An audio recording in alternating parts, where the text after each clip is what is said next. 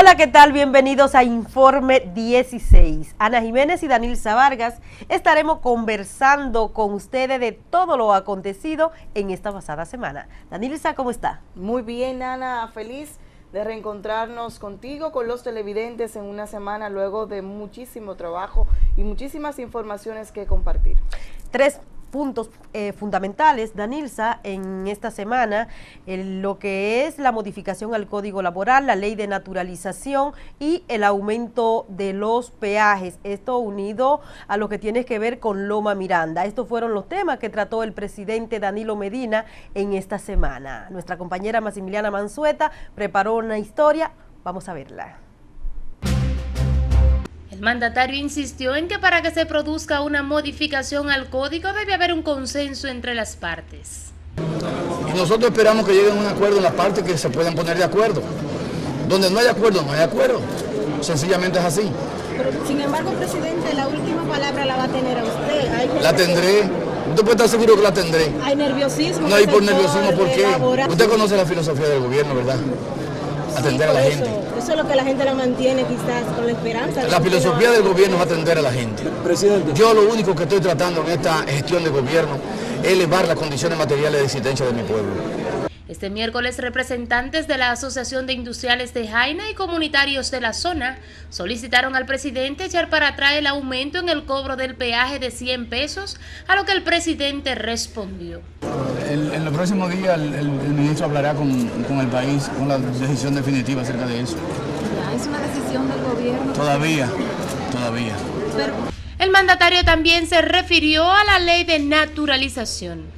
Y estamos consultando a la gente que tiene conocimiento de esto, pero en los próximos días tendremos un proyecto por lo menos.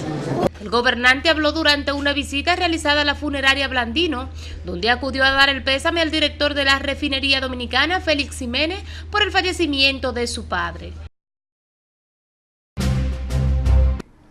Ana, a propósito del tema de la modificación al Código Laboral, también esta semana Monseñor Agripino Núñez Collado consideró que para que se pueda producir una modificación a la legislación que dé al traste con lo que se está viviendo hoy en día, no pueden eliminarse conquistas ya logradas por los trabajadores. Núñez Collado favoreció que debe existir un acuerdo tripartito y que del mismo surja una modificación en beneficio de la mayoría. Vamos a ver las declaraciones de Monseñor. Ese espíritu con que se aprobó el código, que fue artículo por consenso de las tres partes, que se mantenga y que, por supuesto, que la apertura, que la reforma sea para abrir nuevos horizontes, estar acorde con los nuevos cambios, pero nunca para perder derechos. Saludar, Danilza, las declaraciones del presidente Danilo Medina en torno a este tema, temas que ha mantenido muy preocupado a todos los trabajadores dominicanos y que con estas declaraciones pues le da un poquito de tranquilidad a todos los trabajadores. Entiendo que el presidente Danilo Medina se ha caracterizado hasta el momento por hablar la verdad y por cumplir lo que dice. Entonces entiendo que estas declaraciones en torno al código, a la modificación del Código Laboral, cuando dice que él no va a tocar nada que perjudique al trabajador, esto viene a darle un poco de tranquilidad al pueblo dominicano. Ciertamente eso da una señal de que el presidente Danilo Medina está pendiente a todos los temas grandes que se están discutiendo en el país. No lo deja solo a una comisión o sus más cercanos representantes o funcionarios en el gobierno. Por ejemplo, él se da estos pronunciamientos del presidente y él tenía esa intención precisamente de hablar y de llevar tranquilidad a los trabajadores, porque esto se produce luego de que en el fin de semana el ex vicepresidente de la República, Rafael Alburquerque, que es un experto en materia laboral, haya dicho que tuvo acceso al informe que se había preparado para lo que es, había preparado la comisión gubernamental que la preside Gustavo Montalvo con relación a la modificación al código. En ese informe, las propuestas que simplemente se acogían eran las de los empresarios, porque el sector sindical prácticamente se retiró en esa ocasión del diálogo y él la rechazó tajantemente. Esto produjo un ruido y que salieran los sindicalistas a reclamar y a rechazar ese informe, que el presidente estuvo muy pendiente y hubo que llamar nuevamente. En esta semana vimos que se inició una nueva ronda de discusiones en torno a la modificación del Código Laboral y ahora están sentados los tres sectores, los sindicalistas, los empresarios y el gobierno como tripartito, que es esta discusión, y que el presidente nuevamente reiteró que no hay por qué tener nerviosismo, porque él no aprobaría nada que vaya a afectar a la mayoría de la población. Así es. Otro tema importante tratado por el presidente Danilo Medina y que lo vimos en el trabajo que preparó Maximiliana Mansuete fue el tema de los peajes, un tema que ha preocupado mucho también a todos los ciudadanos en esta pasada semana. Vimos cómo el presidente de la República dijo que todavía no existe la seguridad de que se dé el aumento de los peajes. Mucho es lo que se ha especulado en torno a este tema. Hay quienes dicen que eso fue una bola que se tiró para luego hacer un aumento, aunque no tan grande como el que se anunció. No obstante, en esta semana el ministro de Obras Públicas, que no había tocado el tema, lo tocó y negó todo lo que se ha dicho en torno a este tema.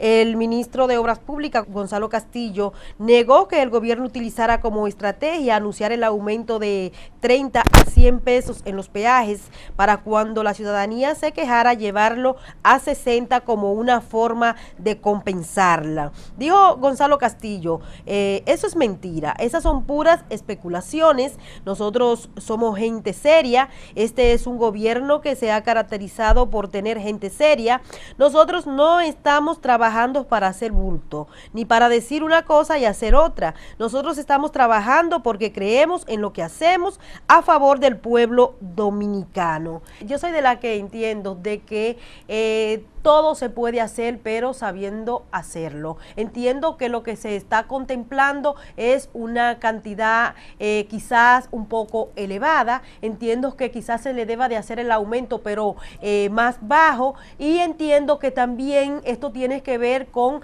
a dónde van a ir dirigidos esos recursos que se obtengan del aumento del pago de los peajes. Yo entiendo que si estos son recursos que se van a usar para remozar y para construir más carretera, entiendo que hay que hacerlo. Hay que decir y destacar que hasta el momento el ministro de Obra Pública es la persona, es el funcionario de gobierno mejor valorado, y no es mejor valorado así porque sí, sino por el trabajo que ha venido haciendo hasta el momento. Así es, Ana.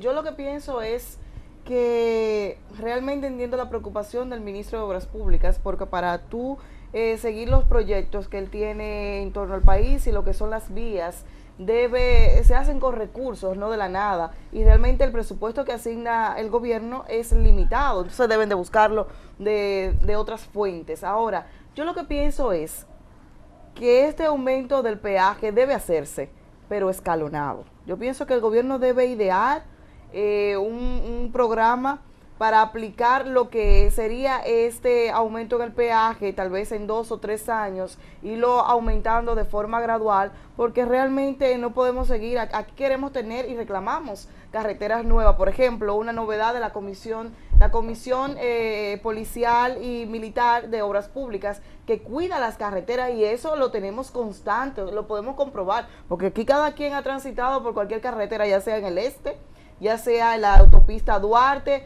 ya sea en la carretera hacia el sur, y se ven las unidades de Obras Públicas apostadas a cada ciertos kilómetros ahí, y que le pueden ayudar en cualquier percance que usted tenga. Pero eso le cuesta al Estado. Eso le cuesta al Estado, y yo creo la buena intención del ministro de Obras Públicas, pero creo que también el peaje debe hacerse de forma escalonada y no de golpe, porque también hay que pensar en las personas que viajan diariamente hacia la capital y que viven en San Cristóbal, que viven en Boca Chica y que viven en Villa Altagracia, y eso realmente para lo que sería lo que es su presupuesto mensual lo aumentaría de forma abrupta, aunque sí creo que aquí este es uno de los países donde se paga menos peaje. por ejemplo, por lo menos para salir de lo que es el Gran Santo Domingo. En Estados Unidos solamente el peaje para usted transitar de Nueva York a New Jersey le cuesta $13 más o menos. Sí, pero todo... Retorna, pero es que en el país debemos comenzar, todo tiene un comienzo, debemos comenzar en algún momento. Ahora, yo creo en el trabajo que está haciendo Obras Públicas ahora el problema es en la continuidad de Estado, que vaya a haber, que luego de que cambie el gobierno, si no queda en manos del PLD, que vaya en manos del PRD, que no le den ese mismo tratamiento que ahora se está aplicando en Obras Públicas. Eso es así, porque son plataformas, así como se está haciendo con todos los sectores en el país, esto también es parte de la plataforma que está implementando este gobierno. Bueno, Ana, y pasando ahora a otro tema, el tema de la ley de naturalización. Bueno, cuántas cosas en esta semana en torno a ese tema. Otro de los temas tratados por el presidente Danilo Medina. Claro que sí, mira, en esta semana el presidente de la Junta Central Electoral aseguró que aún no está completo el proyecto de naturalización que el presidente Danilo Medina debe enviar al Congreso Nacional. En ese orden, Roberto Rosario indicó que son falsas las versiones que dan cuenta de que ya el proyecto está terminado. Vamos a ver cómo lo dijo él. Yo he estado en las últimas reuniones presentes y al momento no se ha elaborado por parte del presidente de la República ninguna propuesta definitiva que pudiera encaminarse por lo que ustedes señalan. Exactamente el día antes de yo partir a El Salvador, yo tuve una reunión con el presidente de la República y en esa conversación que tuvimos el presidente me dijo que él está estudiando los diferentes puntos de vista para someter su iniciativa. Y al día de hoy, quien diga que esa es la posición del presidente, a menos que haya cambiado del viernes para acá. Y Amnistía Internacional pasó nuevamente por segunda vez en las últimas semanas por el Congreso Nacional, específicamente por la Comisión de Justicia de la Cámara de Diputados. Allí, pues, ellos reclamaron una vez más, dicen que es urgente, se hace urgente que el presidente Danilo Medina someta la ley de naturalización al Congreso Nacional. Dijeron que están de acuerdo con la regularización que se están haciendo en el país, no obstante, insisten en su desacuerdo con la sentencia del Tribunal Constitucional. Se hace bastante urgente, entendemos que es necesario que hagan todas las consultas necesarias, eso sí, pero también hay vidas que están esperando, muchas personas que ya están esperando desde hace no meses, no días, pero años una solución. Bueno, y ante esta visita precisamente a la Comisión de Justicia de la Cámara Baja, sostuvo que esa entidad lo que busca desacreditar al país. Demóstenes Martínez, quien preside la Comisión de Justicia, y Teodoro Ursino informaron que Amnistía Internacional presentó una carta condenando al país, pero garantizaron que el Congreso Nacional defenderá la sentencia 168-13 dictada por el Tribunal Constitucional. Vamos a ver. Ellos acusan a la República Dominicana de ser y de tomar decisiones arbitrarias, de ser violadores de los derechos humanos y de no corresponder con todo el aspecto humano en el caso de los haitianos. Porque hay un juicio predeterminado de sancionar a la República Dominicana, que tal como hemos dicho, hemos sido el país más solidario. En nuestra opinión, de la Comisión de Justicia, en este caso, nosotros estamos apoyando que se regularice a todo el que vive en la República Dominicana. También, Danilza, en esta semana en el Congreso Nacional, y ese mismo día, ese fue el día de la visita de Amnistía Internacional, la Comisión de Justicia de la Cámara de Diputados, también se dio un piquete, ellos lo llamaron un ayuno, una vigilia ayuno frente al Congreso Nacional, exigiendo el que no se aplique la sentencia 138-3 del Tribunal Constitucional. Allí vimos a los derechos humanos, vimos al padre Serrano y vimos un sinnúmero de organizaciones apoyando a los hijos de nacionales haitianos que viven en el país o que nacieron en el país y que son las personas que se entran dentro de la regularización que está haciendo el gobierno. Vamos a verla. Irnos hasta 1929, no sabemos que afecta a 4 generaciones. Si se aplica la ley de manera igualitaria y la sentencia 168-13, eso implicaría decenas de miles de personas afectadas que quedarían en la vulnerabilidad de que en algún momento esta institución, la Junta Central Electoral, le llame para decirle ya tú no eres dominicano. Y es por eso que ante cualquier iniciativa de ley que se someta ante el poder del Congreso, sea realmente garantista de los derechos fundamentales que ya nosotros poseemos y que las reiteradas sentencias del Tribunal Constitucional han querido violar. Bueno, Ana, eso sucedió en el Congreso Nacional el pasado miércoles.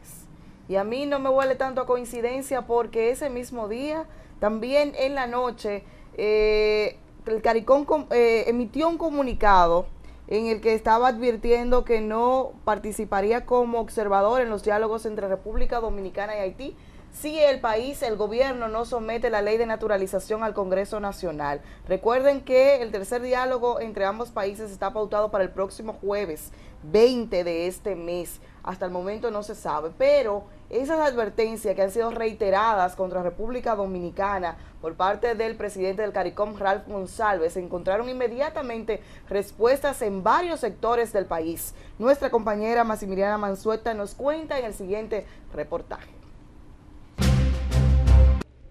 Las manifestaciones de repudio a las declaraciones del CARICOM y del primer ministro de San Vicente y Granadinas, Ralph González, no se han hecho esperar. Una frescura, para usar el lenguaje coloquial. Un atrevimiento. Que el representante del CARICOM en esta ocasión tiene que serenarse. Es inaceptable. La soberanía del país, la soberanía nacional está por encima de todo ese tipo de situaciones. Ese presidente del CARICOM no es amigo de la República Dominicana. Las contundentes declaraciones dadas por el presidente Medina en la cumbre del CELAC no han podido frenar la insistencia de ese organismo que busca, a juicio del presidente de la Junta Central Electoral, Roberto Rosario, imponer su criterio. Pero yo creo que son desconsideradas y abusivas cualquier intención de cualquier gobernante o de cualquier institución de pretender imponer un tipo de norma a otro país. Y yo pienso que si él no se siente cómodo, lo mejor que debe hacer es ausentarse. Yo creo que es una buena decisión. Rosario aseguró que nada está por encima de lo que establecen las leyes nacionales, por lo que el país no aceptará presión. Yo entiendo que si son tan solidarios, deben compartir, así como Dominicana tiene 1 millón de inmigrantes que desborda su capacidad. Asimismo también esos estados debieran ser solidarios, aceptándola en el de ellos propios. El presidente del alto organismo colegial reiteró que la República Dominicana respeta los derechos humanos, pero sobre todo sus leyes. Vamos a ver las declaraciones en esta semana en torno a este tema, Edanilza, del presidente del Tribunal Constitucional, Milton Rey Guevara, que manda en estas declaraciones a que se respete la Constitución. Vamos a verlo. Cada país y cada tribunal se encuentra inmerso en realidades propias, históricas, sociales, culturales y políticas, no siempre compatibles ni comprendidas por otros. La Constitución no existe para ser aplicada unas veces sí y unas veces no. Bueno, Ana, bastante atinadas esas declaraciones que fueron parte del de lo que fue el discurso central de apertura a la 10ª Conferencia de Justicia Iberoamericana, de Justicia Constitucional. Y él aseguró ahí, aprovechó para decir que nada puede estar por encima de la Constitución ni chocar con esta, ¿ok? ¿Qué mensaje? Con esto nos vamos a una pausa, al regreso, muchísimas más informaciones.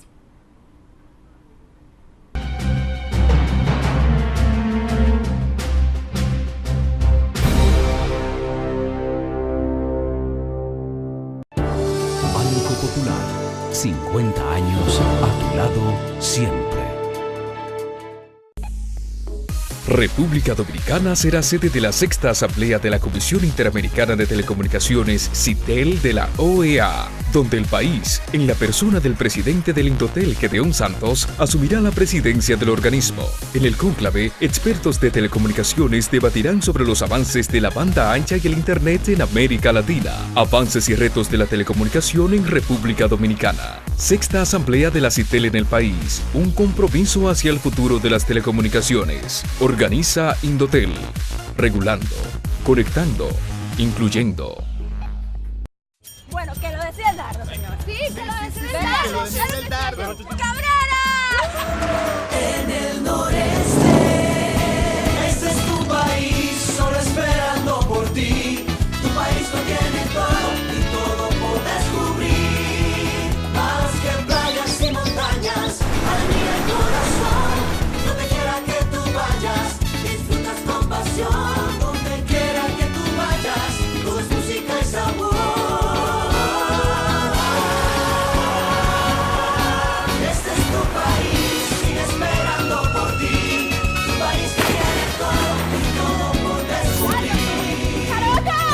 Donde quiera que vayas, hay una aventura por descubrir. Conoce tu país. Ministerio de Turismo. Turismo para todos.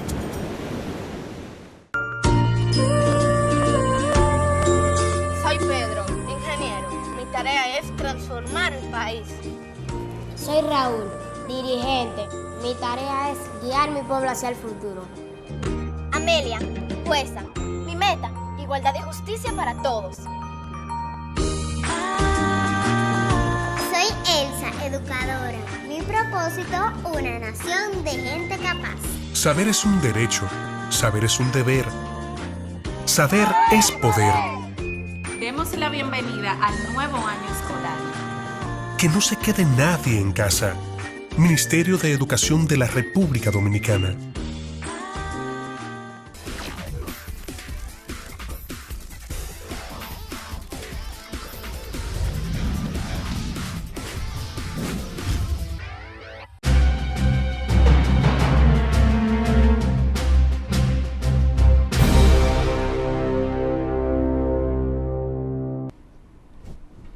Aquí seguimos, señores, y ahora, Ana, vamos a hablar de justicia, porque tú sabes que nunca se puede quedar aquí algún comentario en torno al accionar de la justicia. Y precisamente... sobre todo, Danilza, siempre hay que hablar de justicia porque hay temas. Exactamente, porque siempre la justicia de República Dominicana anda muy mal. Quisiéramos hablar noticias positivas realmente, porque nos afectan a todos. Pero déjame decirte, en esta semana, el pasado lunes exactamente, un tribunal, el tercer juzgado de la instrucción del Distrito Nacional, Elka Reyes, que lo preside, le varió la medida de coerción de prisión a libertad a todos los acusados involucrados en una red de narcotráfico de drogas internacional y lavado de activos. Entre ellos, el presidente de la línea Caribe, el señor Rosado. La magistrada ordenó la libertad mediante el pago de una garantía económica de 30,000 pesos en efectivos a cada uno, presentación periódica e impedimento de salida a los 12 implicados de la red que operaba desde Sudamérica hacia el Caribe y América, compuesta por dominicanos, colombianos, venezolanos, puertorriqueños, estadounidenses, jamaiquinos y bahameños, y el presidente de Caribe, obviamente. Señores, qué lamentable este caso.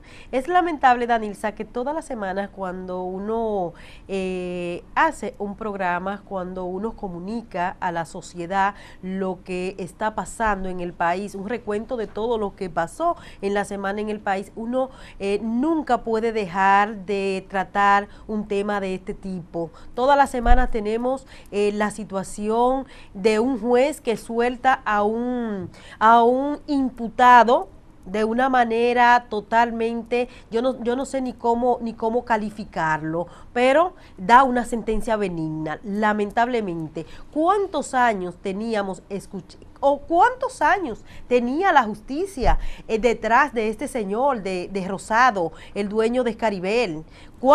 Yo me acuerdo que cuando yo inicié el reporterismo, yo fui en varias ocasiones a entrevistar a este señor y siempre fue por acusaciones de este tipo. Y cuando por fin lo detienen, cuando por fin le dan una medida de coerción, fíjate lo que pasa. O sea, ya este señor junto a los otros implicados en el caso están libres. Oye, pero qué cosa, ¿eh? Y hay que decirle a Nilsa que tal parece que aquí sigue incidiendo el asunto de los códigos, porque ya estas personas iban a tener o tienen un año de la medida de coerción que se le aplicó, y parece que este es una de las debilidades que tienen los códigos de nuestro país, sobre todo el Código Procesal Penal. De este tema habló en esta semana, o se pronunció en esta semana, Nicolás de Jesús López Rodríguez. Vamos a verlo. No estoy de acuerdo porque no estoy de acuerdo simplemente con un asunto que no sé cómo es mi forma de pensar. Si se está luchando contra el narcotráfico. El narcotraficante, aunque las Naciones Unidas prohíban que se siembre cocaína, no estoy de acuerdo con eso tampoco. Estamos idiotizando a media humanidad y eso no conduce a nada. Ana, pero volvemos a caer en el mismo tema que nosotros apuntamos cada semana, cada vez que hablamos de algo que tenga que ver con la justicia. Este caso recuerda que estuvo involucrada la avioneta que supuestamente se robaron, se perdió y que apareció en Venezuela. Sí, esto fue un caso del año 2000, en octubre del 2012, que se desmanteló esta presunta banda de narcotráfico. Esta banda se le acusaba de operar acciones bimotor adquiridos en Estados Unidos, aparatos que luego eran enviados a Sudamérica, especialmente a Venezuela, como sucedió con esa avioneta, para desde allí transportar grandes cargamentos de cocaína a Centroamérica, el Caribe, para luego llevarlos nuevamente a Norteamérica. Y que se destapó con la avioneta que se accidentó en Constanza. Exactamente. Y que las dos personas que murieron allí, el piloto y el copiloto, iban exactamente. Pero aquí volvemos a caer en el mismo tema. A veces no es un problema de código. Ya a esta persona se les varió la medida de coerción porque cumplieron un año y no se ha instrumentado todavía un expediente que los envíe a juicio de fondo. Entonces, ¿qué pasa con la investigación en este país? Si en un año no le dio tiempo a ellos a recopilar las pruebas suficientes para que el tribunal pueda dictar enviarlos a un juicio de fondo, entonces eso evidencia, lo que debieron hacer fue de pedir con antelación que el caso fuera declarado complejo y que se le pudiera ampliar ese plazo para que siguieran investigando. Pero ¿qué pasa en este caso? Una vez nuevamente vemos que es repetitivo el accionar del Ministerio Público. Una vez más debilidad en el Ministerio Público, lamentablemente, pero eso es así.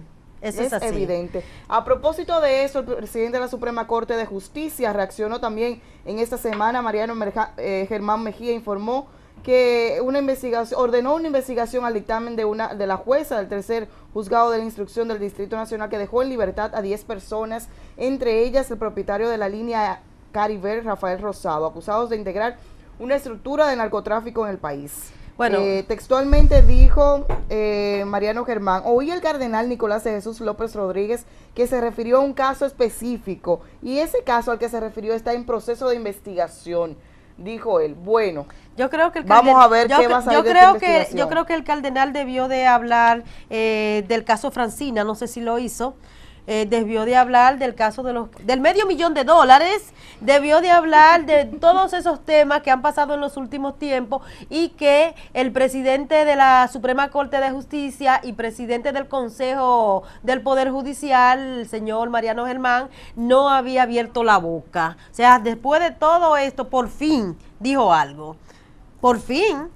Porque no había dicho absolutamente nada. Recuérdate que siempre esa ha sido mi queja de ¿qué está haciendo el Poder Judicial? ¿Por qué él no se pronuncia? ¿Por qué esas dos juezas que variaron esa medida de los que le dieron, de los que afectaron a la ingeniera Francina, por qué no se han llevado al Consejo? O sea, mira, no habíamos escuchado a Mariano, por fin por lo menos habló. Pero a mí me da porque a todo hay que analizarlo. Mira, que en los demás casos puede ser que si el procedimiento, aunque no nos parezca a nosotros que fue el mejor, es el procedimiento que debió cumplir un juez ante debilidades que le pudieran someter el Ministerio Público. Si no hay fallas, si no hay imputaciones, si no hay pruebas que avalen eso, el juez no puede mantener a una persona en prisión.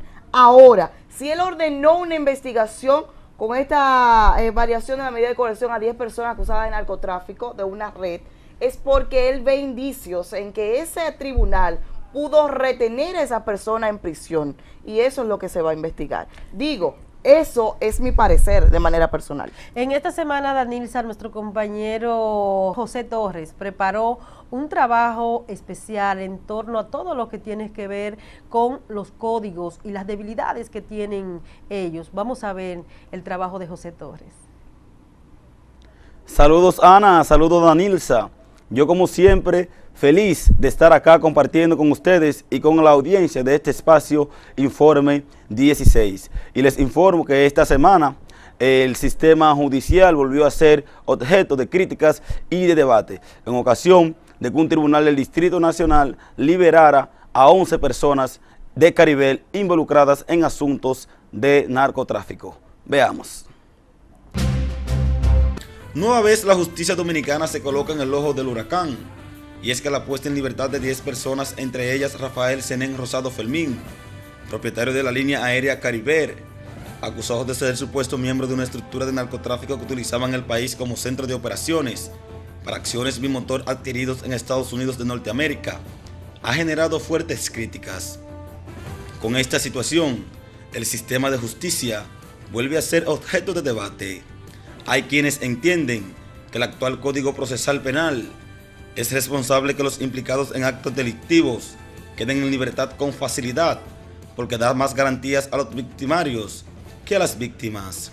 El código requiere de modificaciones urgentes, así como en el momento en que fue promulgado también era una respuesta a la buena administración de justicia, pero se ha comprobado a través de estos años, a través de la práctica, de que adolece de profundos vacíos, de profundas lagunas. Hemos tomado ya acciones como la aprobación del Código Penal, la aprobación del Código Procesal Penal, la aprobación del Código del Menor. La Iglesia Católica entiende que el Código Procesal Penal no tiene toda la responsabilidad de que en muchos hechos delictivos reine la impunidad. Estamos idiotizando a media humanidad y eso no conduce a nada. La posición del cardenal encuentra respaldo en varios legisladores que aseguran que el código debe ser modificado, pero expresan que la fiebre no está en la sábana. Desde el Congreso Nacional, desde la Cámara de Diputados, estamos profundamente preocupados por sentencias benignas que van a favorecer a la delincuencia. Hay jueces que le están sirviendo al narcotráfico, a la delincuencia organizada, y que es lamentable que luego de nosotros haber avanzado tanto en el ámbito de justicia, hayamos dado un gran salto hacia atrás. Se presume, nosotros pensamos que nuestro país todavía no está al nivel de tener un código tan garantista como el que tenemos en la actualidad. En el caso de Cariber, la jueza del tercer juzgado de la instrucción del Distrito Nacional, Elka Reyes Olivo, dispuso la libertad del grupo compuesto por dominicanos, colombianos, venezolanos, puertorriqueños, estadounidenses, jamaiquinos y bahameños, tras variar la prisión preventiva que había dictado el juzgado de atención de esa misma jurisdicción en octubre del 2012. Para la sociedad civil, es posible que criminales consigan la libertad con facilidad, porque el código está concebido para una sociedad avanzada y somos un país en vía de desarrollo. Es preocupante el que estén saliendo con esta facilidad, y yo creo que las autoridades deben, en este caso Suprema Corte de Justicia, debe tomar carta en el asunto y qué sé yo, reunirse con los jueces y verificar qué pudiera estar pasando, cuáles son las falencias, cuáles son las debilidades. En el caso de Cariber, el tribunal impuso una fianza de 30.000 pesos en efectivo, impedimento de salida del país y presentación periódica por ante el Ministerio Público, y ordenó el envío a juicio de fondo a los imputados Rosado Fermín, Sergio René Gómez Díaz, Cristian Antonio Suárez Javier, José Luis Vera Martínez, José Antonio Cleto Cruz, Víctor Hugo Sánchez Portes, Henry Francisco Valdés García, José Vicente Figueroa Ortiz y el teniente coronel Juan Ramón Rosado Pérez, imposición considerada benigna por el tipo de acusaciones que pesa contra el grupo. Hemos tomado ya acciones como la aprobación del Código Penal, la aprobación del Código de Procesal Penal, la aprobación del Código del Menor, pero queremos que desde los actores del sistema de justicia no estén dando excusas para que delincuentes, muchas veces confesos, estén en las calles. Eso es inaceptable. Una coincidencia que llama la atención es que los más sonados casos donde supuestamente ha imperado la impunidad en los últimos tiempos, como el de la ingeniera Francina Hungría, donde 4 de sus 5 atacantes quedaron en libertad. También el sargento de la Policía Nacional, Eduardo Andrés Macén Martínez, a quien se le ocupó casi $500,000 en efectivo y no se le dictó ninguna medida de coerción. Y ahora el caso de Caribel, donde todos los implicados quedaron en libertad. Lo extraño de estos casos es que todos fueron conocidos en el Distrito Nacional, lo que pudiera evidenciar las debilidades que tiene el Ministerio Público en esta jurisdicción al momento de instrumentar los expedientes. Tal como señalaba el trabajo que acabamos de ver, siempre que se da un tipo de sentencia, un tipo de disposición judicial que deja en libertad a personas que tienen vínculos con actos criminales, se genera un debate sobre el sistema judicial, si están fallando los jueces, si está fallando el Ministerio Público, si está fallando la Policía Nacional o si es el Código Procesal Penal. Entendemos que el código debe ser revisado, que el código debe ser actualizado hacia nuestra sociedad y que asimismo el Ministerio Público y la Policía Nacional deben instrumentar mejores expedientes, deben realizar una mejor investigación y los jueces deben hacer una mejor interpretación de nuestras leyes a la hora de aplicar el derecho. A ustedes gracias por la oportunidad y a la audiencia que continúen con este su informe 16. Hasta la próxima. También en esta semana, Danilza, continuó lo que tiene que ver con otro de los temas que se han mantenido en el tapete en los últimos tiempos. Yo diría que por mucho tiempo se habla de una ley de partidos políticos que tiene más de 15 años en el Congreso Nacional. Una ley de partidos políticos que muchos han sometido proyectos al Congreso Nacional. Son muchos los proyectos que se han sometido y que tal parece que ahora existe la voluntad de que esa ley se conozca, de que esa ley se apruebe. La República Dominicana salió en esta semana un trabajo de que es uno de los 5 países de Latinoamérica, o creo que sí, que de Latinoamérica, que no tiene una ley de partidos político. Tú sabes, Danilza, que se debatió en la otra semana la aprobación que hizo o el envío que hizo la Cámara de Diputados de 3 de las leyes que reposan en el Congreso Nacional a una comisión especial. También hablamos aquí de que hacían 2 años que se estaba trabajando con otra comisión esos proyectos de ley de partidos políticos. Pues en esta semana el senador José Rafael Vargas se pronunció y escogió precisamente el hemiciclo del Senado de la República para quejarse, para protestar por esa comisión que escogiera la Cámara de Diputados para que trate este tema de la ley de partidos políticos. Vamos a verlo. Este es el informe de la subcomisión de la ley de partidos políticos completo, el proyecto. Aquí está el proyecto. Que independientemente de lo que haya pasado en la Cámara de Diputados, voy a reintroducir el proyecto de ley de partidos políticos a través del Senado de la República. Bueno, Ana, al igual que Karen, también a José Rafael Vargas se le vio expresar su dolor ante esa nueva comisión que se ha designado luego de que ellos, de manera bicameral, encabezaran la comisión que durante 2 años trabajó para la modificación de la ley de partidos políticos y que tuvo, incluso lo mostró ahí en el hemiciclo, el informe que ya ellos tenían listo, que él entendía que al inicio de esta legislatura lo que simplemente debió hacerse es someter nuevamente la ley de partidos políticos y conocer ese informe que ya estaba acabado. Y hablando... 15 años, Danilza, perdón. Una 15 años de la ley de partidos políticos estar en el Congreso Nacional. Más de 20 o 30 proyectos han llegado al Congreso Nacional. Fueron 3 los que se escogieron para que lo trabajaran esta comisión que pasó y esta que inicia ahora. Y yo digo, no importa la comisión que lo estudie, no importa quién someta esos proyectos al Congreso Nacional, lo que este país no puede darse el lujo es de estar sin una ley que regule los partidos políticos.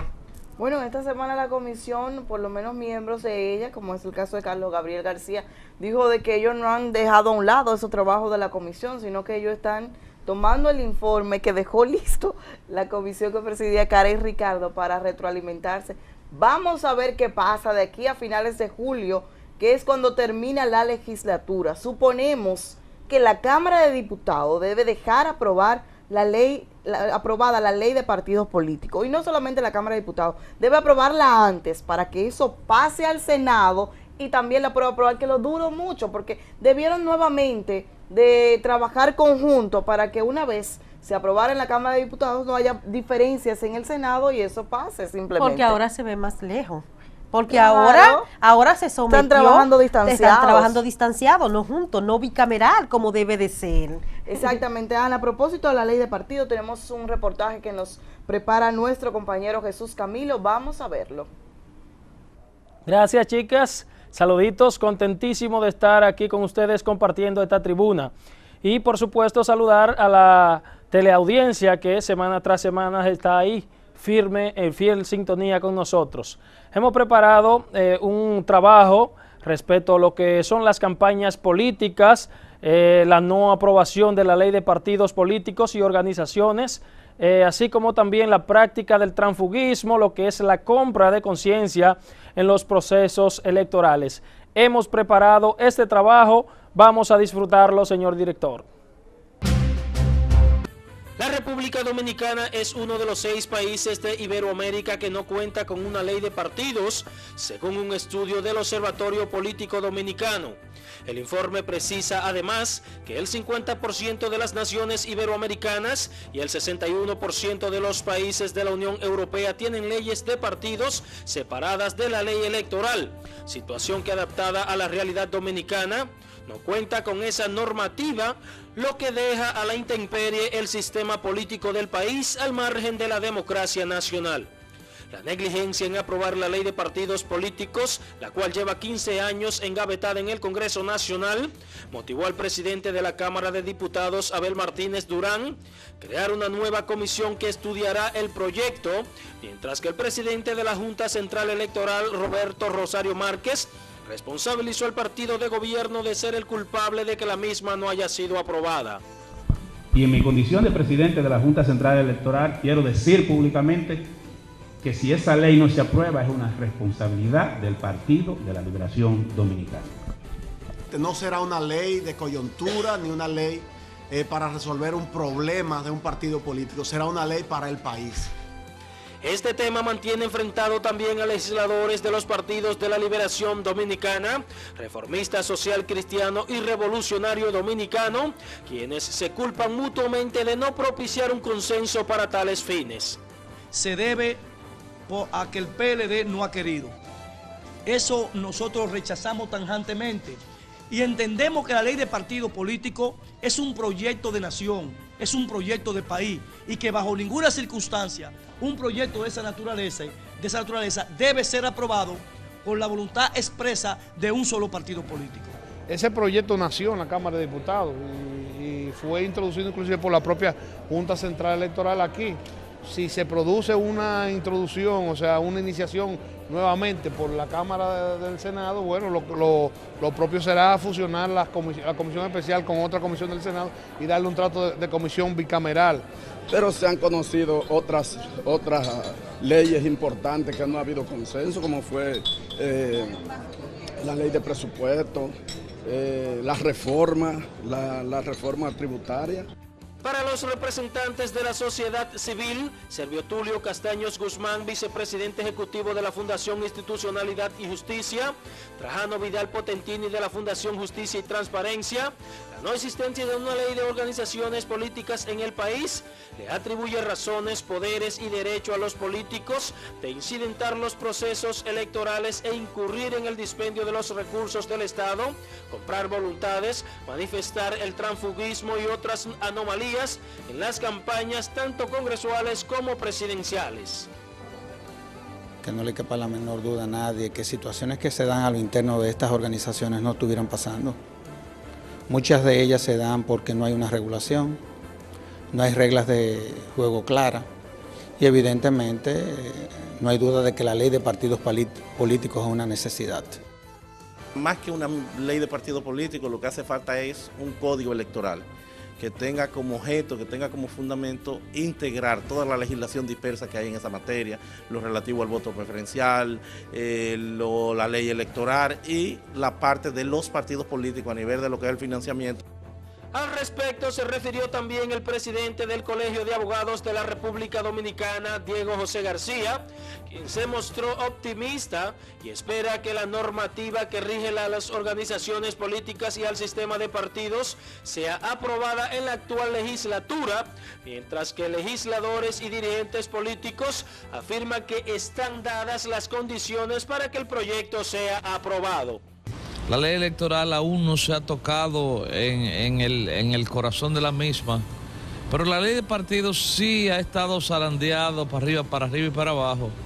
Y ya ha sido una responsabilidad de los partidos políticos en su cúpula. Es casi seguro que el proyecto de ley de partidos políticos y la modificación a la ley electoral es casi seguro en la República Dominicana. A pesar de que existe en el país la ley electoral 275-97 y que en su título 8 trata sobre los partidos políticos, esta normativa meramente solo se circunscribe a explicar los requisitos para la conformación de una organización política, pero poco plantea y contiene sobre sanciones o penalizaciones para los mismos cuando incurren en irregularidades durante sus actos proselitistas, como la compra de cédula y otras manifestaciones, salvo el artículo 45 de esa ley, que prohíbe que los bienes del Estado, de las provincias y de los municipios o de los fondos públicos sean utilizados en provecho propio de los candidatos o que influyan por medio de violencia, amenazas o engaños sobre los ciudadanos para obtener votos a su favor o en contra de los otros partidos, mandatos que no se cumplen a cabalidad en la República Dominicana.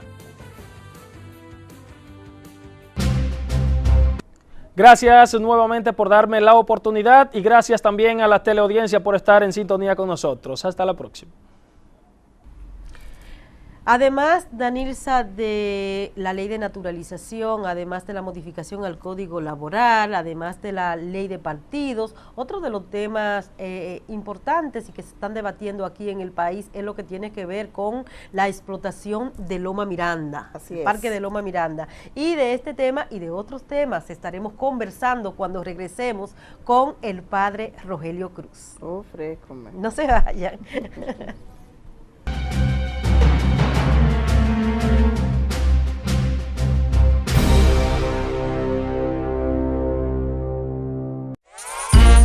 Imagina que trabajas duramente para realizar tu gran sueño, comprar tu carro nuevo. Sabes que necesitas hacer un gran esfuerzo para obtener los recursos necesarios para convertirlo en realidad. Entonces, comienzas a trabajar y a ahorrar para esto. ¿Qué pasa?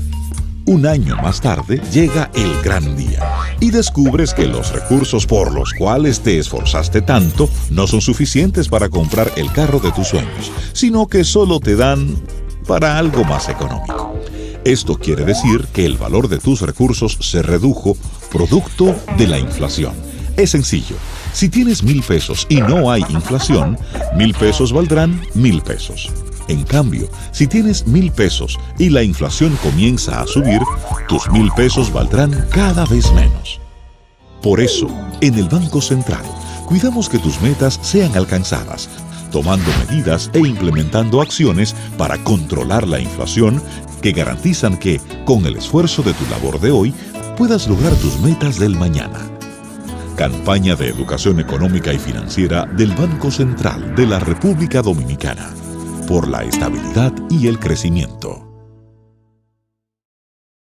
El carbón mineral es la fuente de suministro de energía más segura que existe y el recurso energético más abundante del planeta. Hay más de 980.000 millones de toneladas repartidas en unos 70 países. Por su economía, genera casi 40% de la electricidad mundial. Es de práctico almacenamiento y de fácil adquisición en mercados cercanos que lo suplen. Transformar nuestra matriz a carbón mineral y gas natural es el inicio de la solución para tener un estable y eficiente sistema energético. Corporación Dominicana de Empresas Eléctricas Estatales, CDEE. Para mi primer chequeo de embarazo, me sentí asustadita, ni cédula yo tenía, pero en la maternidad me informaron que allí todo se resolvía visitando ahí mismito la Delegación de Registro del Estado Civil, donde llené un formulario rapidito. En tu primer chequeo de embarazo, visita en tu maternidad la delegación de la Junta Central Electoral. No importa si no tienes cédula o si eres menor de edad. Lo importante es que tu bebé nazca con su acta de nacimiento bajo el brazo, su número único de identidad y hasta su acta escolar. Junta Central Electoral, garantía de identidad y democracia.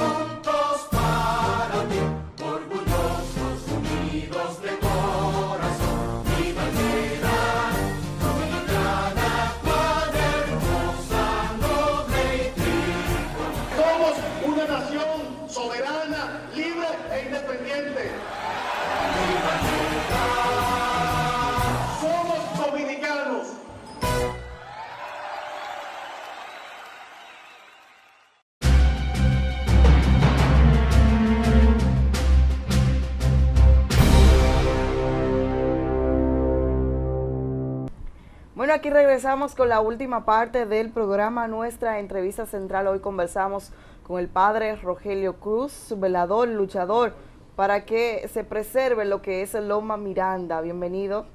Un hombre del pueblo. Así es.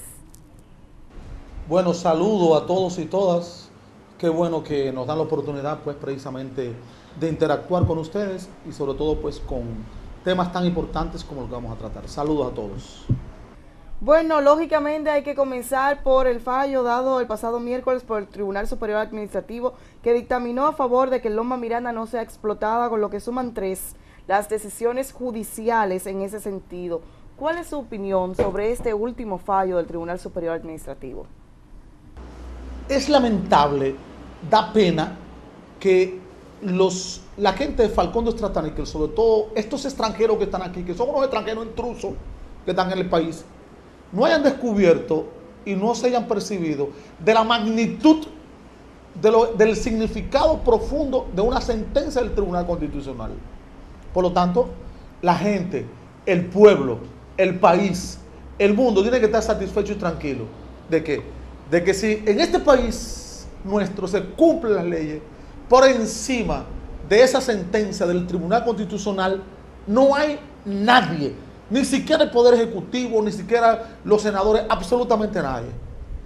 Donde la gente de Falcón deberían estar peleando en los momentos actuales, si ellos tuvieran un poquito de conciencia y supieran un poquito de la magnitud en este caso, porque de lo contrario nos están diciendo a nosotros de que nosotros somos unos salvajes, de que nosotros en este caso no tenemos ningún tipo de institucionalización en este país. Lo único que ellos pudieran pelear es en un tribunal internacional en La Haya. Y nosotros como país no somos signatarios de ningún tribunal internacional de La Haya. De ahí entonces que la gente de Falcón de Strathanikel no tiene otro camino que recoger su motete y salir inmediatamente de Miranda. ¿Por qué? Porque por encima de la sentencia del Tribunal Constitucional, no hay nadie que pueda revocar esa sentencia. Y no solamente eso, sino que el artículo 184 de la Constitución de la República lo dice, que esa sentencia es irrevocable, que esa sentencia no hay forma de echarla para atrás. Así pues, por lo tanto, lo sentimos mucho, pero lo que lamentamos mucho es que esta gente sigan insistiendo con el tema, porque ellos entonces lo que quieren es violar la Constitución de la República Dominicana, y yo creo que eso sería imposible. Bien, padre, un tema sumamente importante, este tema de Loma Miranda. Tiene mucho tiempo en el Congreso Nacional y es mucho lo que se dice y son muchos los debates y son muchas las contradicciones y los enfrentamientos en torno a este tema. ¿Usted cree que exista la posibilidad o exista la voluntad de los congresistas o del presidente Danilo Medina de que se explote Loma Miranda? No pueden. La intención está y todo el mundo lo sabe, todo el mundo lo conocemos, porque el hecho de que la gente esperaba ardientemente que el 27, el presidente se refiriera pues precisamente al tema Miranda, aunque se lo tocara un poco. El hecho de que el director de minería, Alexander Medina, que hemos pedido que el presidente la renuncie inmediatamente de él, o en ese caso la destitución por parte del presidente. El hecho de que Bauta, que yo no sé, la Secretaría de Medio Ambiente estaba tan mala que hubo que mandó un médico que se la arreglaba, ande titubeando como está titubeando en los momentos actuales, se pone de manifiesto que hay una intención del gobierno, pues precisamente de abrir una brecha para explotar a Miranda, pero eso será imposible, eso será realmente lo peor y sería la condena más grande que el PLD como partido pudiera darle a este país. Padre, ¿por qué no se puede explotar Loma Miranda? Hay quienes entienden que es factible y sería beneficioso para el país y para los moradores de esa zona. 7 razones fundamentales y la gente me va a entender perfectamente. Primera razón, no es razón del padre Rogelio ni de gente apasionada, son los cientistas dominicanos, la gente de la Academia de Ciencias de la Universidad Autónoma de Santo Domingo y el PNUD que ha dicho que Miranda no se puede explotar. Los vientos alisios, primera razón, que nacen en el Océano Atlántico, Nagua, vienen por Nagua, en este caso San Francisco de Macorís, Hostos. La primera muralla natural que encuentran, suben y producen la lluvia es Miranda. Explotan a Miranda, quitan esa muralla de ahí natural y Miranda, en este caso, no habría agua en todo el Cibao. Pues por lo tanto, realmente Miranda no se puede explotar. La segunda razón, de las 202 plantas endémicas que hay en toda la isla La Española, 98 están en Miranda. Por lo tanto, es que destruir un ecosistema que no es verdad que esta gente de Falcón de Estratani que dice que se puede reponer después. No hay forma como reponerse ese ecosistema. Por lo tanto, Miranda no puede ser explotada. La tercera razón es esta. Del agua que nace en Miranda, de los ríos y de los afluentes de los manantiales de Miranda, se irrigan 160.000 tareas de arroz, de ahí de Ranchito, San Francisco de Macorís. Ellos dicen que pierden 1.500 empleos en Bonao si explotan a Miranda. Solamente de la agricultura se pierden más de 29.000 empleos. Por lo tanto, es imposible. La cuarta razón es del agua que nace en Miranda. Los acueductos, se nutren los acueductos de Jima, La Vega, San Francisco de Macorís y todos esos pueblos pues, de ahí del Cibao Central. ¿Qué significa? Que Miranda no se puede explotar. La quinta razón es, señores, esa sentencia de la jueza de La Vega de Argelia, que fue ratificada por el Tribunal Constitucional. Hemos dicho anteriormente que por encima del Tribunal Constitucional no está nadie en este país y que Miranda la ampara pues precisamente esa sentencia que ahora fue ratificada porque por el Tribunal Administrativo. ¿Qué es lo que hace el Tribunal Administrativo? Que confirma, en ese caso lo dicho por la jueza de La Vega y por sobre todo pues el Tribunal Constitucional, que Miranda no se puede explotar. La sexta razón es esta. Fueron 16 obispos que firmaron la última carta pastoral pidiéndole al Estado que declare de Miranda Parque Nacional. Pero no solamente los 16 obispos, sino que hace 2 semanas que también el Consejo Nacional de Evangélicos pidió que Miranda sea declarada Parque Nacional. No se van a echar las iglesias encima, no se van a echar un pueblo encima, no se van a echar un pueblo contrario. Y la séptima razón, que es la razón más contundente de todas, somos 12 sacerdotes, yo encabezo ese listado, que hemos hecho un compromiso de que se explotan a Miranda o dan el permiso de explotación antes de las 24 horas nosotros estamos metidos en Miranda. Pero detrás de nosotros hay más de 3.000 dominicanos y dominicanas que hemos dicho que vamos a dejar nuestra vida pues en Miranda y por lo tanto Miranda es imposible explotarla. ¿Usted está en contra de la explotación minera en general o solamente de Loma Miranda? Explíquenos un poquito esto. No solamente de la explotación Miranda, de la minería, sino nosotros estamos en contra de la explotación irresponsable de todas las minerías. Porque nosotros sabemos que los recursos naturales están ahí y deben ser aprovechados. Ciertamente que sí, que tienen que ser aprovechados, pero de manera racional, seria, y sobre todo que haya una inversión social en este caso, y que estos bandidos no se roben todos nuestros recursos como lo han hecho hasta este momento. Claro que no estamos de acuerdo, que no estamos, ¿cómo se llama?, en contradicción contra lo que es la minería. Una minería debe ser seria y responsable, que en este país no hay la mínima condición para que eso se lleve a cabo. Además, los que están aquí en el país, y nosotros lo conocemos, y que el pueblo lo sepa esto, la Cordillera Central es la madre de las aguas de esta isla. Y Leonel Fernández dejó 37 concepciones de exploración en un primer momento, que si explotan 10 de las 37, nos quedamos sin Cordillera Central y por lo tanto la isla desaparece. Desaparecemos como nación y desaparecemos como país. Contra ese tipo de minería y contra ese tipo de vagabundería, porque conocemos y sabemos que esos permisos de exploración, para dar esos permisos de exploración, lo vamos a decir con responsabilidad, a los que estaban en el Ministerio de Medio Ambiente en ese momento, le pagaban por detrás más de 300,000 pesos. Por lo tanto, que son permisos amañados, son permisos que es para robar única y exclusivamente y que no se han hecho los estudios adecuados como tienen que ser hechos. A nivel político, padre, ¿cuál es su opinión en los conflictos internos que están enfrentando el Partido Revolucionario Dominicano y el Partido de la Liberación Dominicana, que tampoco se queda atrás? Mira, nosotros le hicimos y seguimos haciendo esta sugerencia a Miguel y al famoso Hipólito Mejía ese. Hicieran un bien grande a este país. El mejor bien que hicieran a este país si Miguel e Hipólito agarran y se van para su casa los dos. Tienen cuarto suficiente para vivir y para repartir a todo el mundo. Pero con ese pleito entre ellos, realmente lo que están haciendo es un daño inmenso a este país. Y si ellos agarran y se van, que se queden como asesores desde fuera, únicamente y exclusivamente, surge un liderazgo nuevo que a lo mejor en ese caso pues, pudiera surgir algo nuevo en ese país, en ese partido que por lo menos en este momento es más de lo mismo, únicamente y exclusivamente porque Leonel se encargó en primer lugar de destruir a Reformista y ahora se metió hasta los tuétanos en el PRD y ha logrado pues sus objetivos. Su opinión, padre Rogelio, sobre la sentencia 168-13 del Tribunal Constitucional y ¿qué le parece a usted la ley que pretende someter el gobierno, sobre la ley de naturalización que pretende someter el Ejecutivo al Congreso Nacional?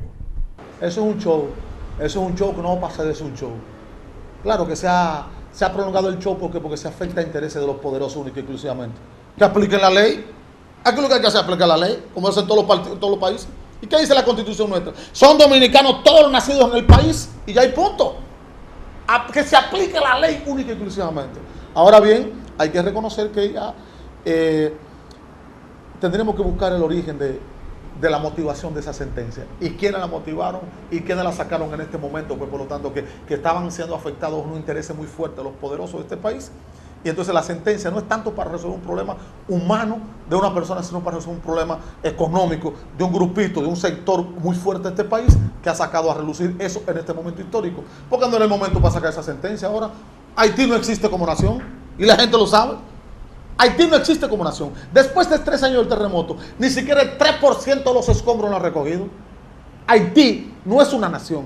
Haití es una experiencia de los organismos internacionales de cómo van a ser los nuevos modelos de estados y cosas de esas, es lo que están experimentando en Haití. Entonces, por lo tanto, si no hay institucionalización en Haití, y hay que reconocer, ni siquiera un 2% de la población haitiana en el mismo Haití están declarados, entonces van a hacer la cacaría para otro sitio, con cosas de esas. Pues, por lo tanto, no hay un fundamento claro, preciso de esta situación, y no va a pasar de ser un show más. Bueno, siempre es un placer conversar con el padre Rogelio Cruz, que siempre lo vemos activo ahí, luchando por lo que son los intereses de los más pobres de este país. Así mismo es, Danilza. Muchísimas gracias al padre por permitirnos conversar con él, por ser tan amable como siempre. Tan enérgico. Bueno, agradecemos mucho a la gente de Informe 16 que nos hayan permitido pues en exceso compartir con ustedes temas tan trascendentales como esto, Miranda, temas como este de seguridad ciudadana, temas como este de la presencia del presidente que ha querido hacer cosas pero no se le han pedido, no lo han dejado hacer. Gracias, bendiciones para todos y no nos olvidemos de esto. En medio de las tinieblas, encendamos una luz. Gracias, padre. Bueno, así hemos llegado al final de este programa. Por este fin de semana vamos a reencontrarnos, Dios mediante, el próximo. Así mismo es la invitación a los amigos televidentes para que nos sintonicen la próxima semana. Bye, bye. Bye, bye.